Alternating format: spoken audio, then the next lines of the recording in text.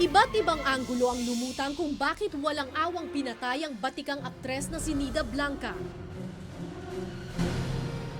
Lumabas ang teoryang may nakaalitan umano si Nida sa opisina niya sa MTRCB. Wala naman tayong motibo na professional jealousy sa MTRCB. So, kinas out namin yung motibo na yun. Maaari rin umanong ordinaryong hold-up lang ang motibo ng mga salarin. No, because masyadong professionally done. According to the NBI and the PNP at that time, malinis ang pagkakagawa. Professionals daw. Isa pang maaaring rason kung bakit daw pinatay si Nida ay ang pagpapahiram nito di umano ng pera sa mga naglalaro ng kasino. May motibo rin na si Nida Blanca is involved in lending. Ito yung business angle naman. At habang siya ay na-involve sa lending, nagkaroon ng lukuhan sa lending. Pero I heard na meron tayong retired general na kasama niya sa business. Nakikipag-deal sila sa casino. That means there has to be a lot of money. And I know for a fact that there wouldn't be that much money to be lending. I mean, it's not the kind of, naku, even just to think about it, it's so not my mom. Lumitaw din ang dahilan na away mag-asawa ang isa pang motibo kung bakit pinaslang ang aktres. Ang isa sa mga motibong tinitignan ng mga investigador noon ay yung interest ni Rod Strang doon sa properties ni Nida Blanca dito sa San Mateo, Baguio, Antipolo at saka doon sa Torrance, California. Pero lahat ito ay nakapangalan at ibinibigay sa anak niya si Kate. Karamihan ng ari-arian ni Miss Nida Blanca are in real properties. And under the law, a foreigner is not entitled to own real property in the Philippines. You know, he was already showing signs of greed during the latter years of their marriage, to the point where it really affected even me because, well, there was this property nga in the States where he wanted his name on the title. Pinaglaban ko kung ano ang tama, and even my mom agreed to what I did. Sabi niya, oh, yeah. He hated me for life. Would like to present to you the suspect in the killing of Miss Nida Blanca. He is Philip Medel de Lucero. Ngunit parang bombang sumabog ang revelasyon ni Philip Medel Jr. Siya raw ang hired killer ni Nida Blanca at ang itinuro niyang mastermind ang mismong asawa ni Nida na si Rod Strang. I hope mankind will understand the sin I have blindly committed. I was bothered by my conscience, and I have to give justice to the death of Nida Blanca, who was accidentally killed because the project that was introduced to me was to confront a woman who is a notorious swindler. Sa inuupahan niyang apartment sa Camias, Quezon City, sinasabing inaresto umano si Medel. That was November 18, Sunday evening. Nakita ko, high-powered ka ng dala. Nabigla nga ako, may mga dumating. Mga pulis na hindi yung ang tawag to, yung civilian. Walang silang uniform. Lumabas yan sa investigation na nag-voluntary surrender sa CIDG. Sa written confession ni Philip Medel, idinawit niya ang isang Mike Martinez, ang nagpakilala umano sa kanya kay Rod Strang. Sabi ni Philip Medel, si Mike Martinez kaibigan niya. The only reason why he mentioned his name doon sa confession ay sapagkat binubugbog siya at magbigay daw siya ng mga pangalan na kakonspirator niya. Noong araw na lumantad si Medel, dinakip di umano si Martinez ng 7 di pa nakikilalang lalaki sa kanyang bahay sa Parañaque. Ayaw nang magsalita ng pamilya ni Martinez, pero ayon sa kanila, hindi na natagpuan pa si Mike magpasa hanggang ngayon. Noong November 19, 2001, si Mike Martinez po was allegedly abducted by unidentified men. Sino po kaya yung nasa likod? I have no idea. Ayon pa sa salaysay ni Medel noon, nag-usap pa raw sila ni Rod Strunk sa isang restaurant isang gabi bago ang pagpatay kay Nida Blanca.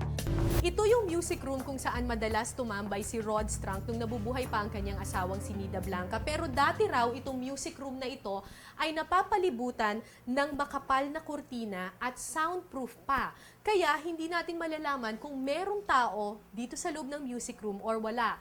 Meron din itong backdoor. At kapag sinundan natin itong backdoor na ito, malalaman natin na ito ay dire-diretso hanggang sa kalye. I would think at about 1:30 to 2, if I recall it correctly again. Mr. Strunk started to worry because he was expecting his wife to be home by that time.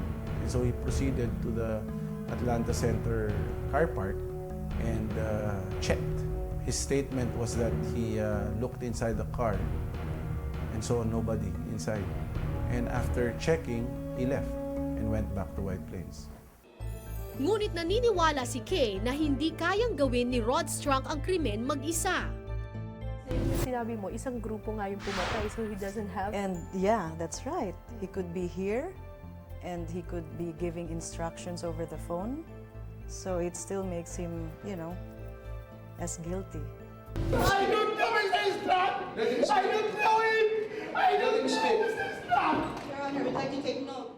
Ang inaakalang lulutas sana sa kaso, biglang naglaho nang bawiin ni Philip Medel ang kanyang testimonya noong November 23, 2001.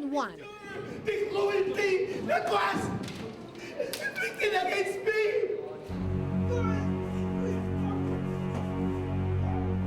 Kaya lang daw siya umamin sa krimen noong November 19, 2001 ay dahil ginamitan siya ng mga pulis ng dahas. Sinupot nila ako at saka they put wires on my feet to charge with electricity. Then after a couple of minutes, they transferred one of the wire to my genitals and continued in torturing me. Yung torture allegation niya ay laban sa ibang members ng CIDG. This was investigated by the NBI itself at saka yung Commission on Human Rights, which dismissed the case na hindi niya napatunayan na siya tinorture. At dahil binawi niya ang pag-ako sa pagkakapatay kay Nida Blanca, hindi nasimula ng investigasyon kay Strunk. Walang warrant of arrest na nailabas para sa asawa ni Nida Blanca. Mr. Rod Strunk was supposed to submit his counter affidavit to the confession made by Mr. Philip Medel. But he never had the chance to do so because Philip Medel already recanted. Palagay ko may alam talaga siya. I just don't know why he had to confuse the whole thing. January 21, 2002, lumipad si Rod Strunk patungong Amerika para makapiling umano ang kanyang may sakit na ina. When the Philippine government filed the petition for extradition, nagkaroon ng provisional arrest kay Mr. Rod Strunk sa Amerika. And he was detained for quite a long time sa Amerika. 6 na buwan na nakulong si Strunk sa California dahil sa extradition case na inihain laban sa kanya.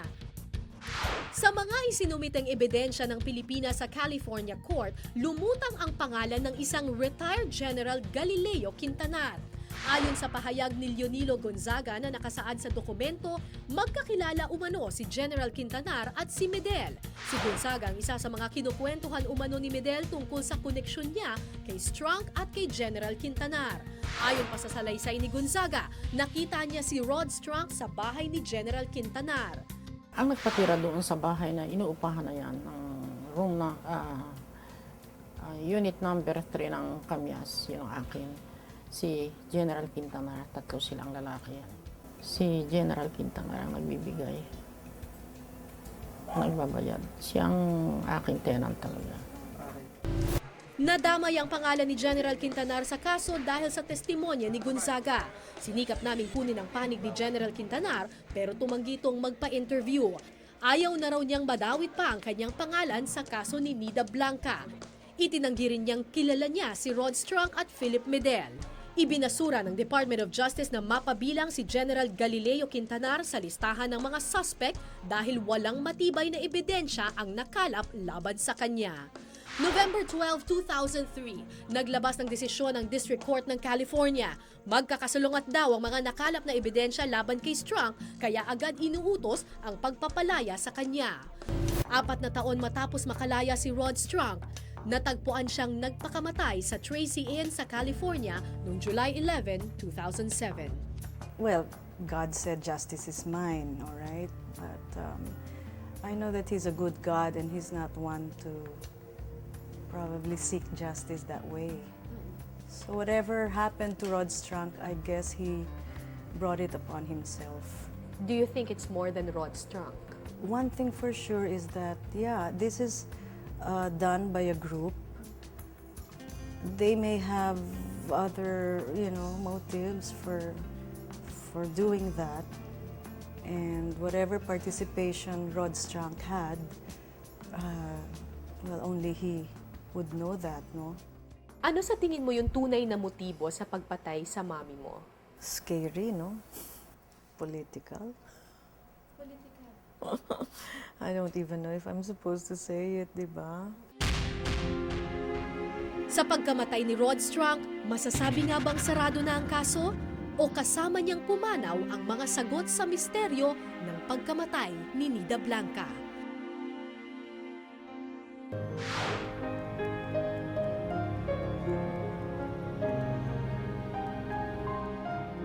Nitong nakaraang undas, binisita ni Kay Torres ang puntod ng kanyang ina sa Loyola Memorial Park.